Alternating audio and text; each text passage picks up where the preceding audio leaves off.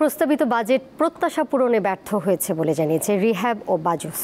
রাজস্ব আদায়ের পদ্ধতি পরিবর্তন করার দাবি জানিয়েছে সংগঠন দুটি। ফ্ল্যাটের নিবন্ধন ফি এবং স্বর্ণালংকার বিক্রির উপর আরোপিত ফি কমানোর দাবি জানিয়েছে তারা।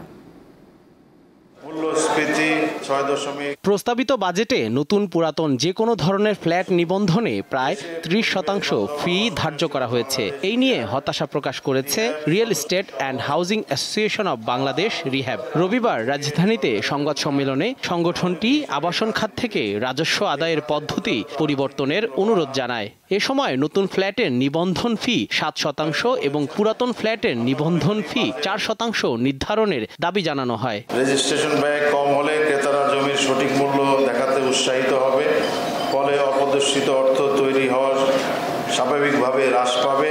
নিবন্ধন ব্যয় সার্কভুক্ত দেশ এমনকি বিশ্বের মধ্যেও সবচেয়ে বেশি। পৃথক সংবাদ সম্মেলনে বাংলাদেশ জুয়েলার্স অ্যাসোসিয়েশন বাজুস অভিযোগ করেছে তাদের 15টি প্রস্তাবের একটিও নতুন বাজেটে প্রতিফলিত হয়নি। স্বর্ণালংকার বিক্রির ক্ষেত্রে আরোপিত 5% ভ্যাট হার কমিয়ে 3% করার দাবি জানায় সংগঠনটি। আমরা মাননীয় অর্থমন্ত্রীর কাছে আমাদের বাজেট প্রস্তাবনা দিয়েছিলাম। বৈঠকে এনবিআর চেয়ারম্যান বাজুসের দাবি পূরণের অঙ্গীকার করলেও বাস্তবে জুয়েলারি ব্যবসায়ীদের সঙ্গে ছলচাতুরির আশ্রয় নিয়েছেন।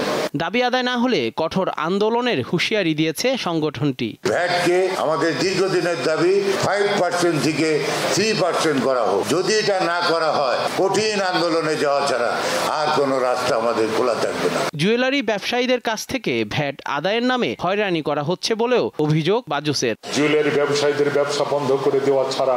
জহিরুল মোহসান, দীপ্ত সংবাদ, ঢাকা।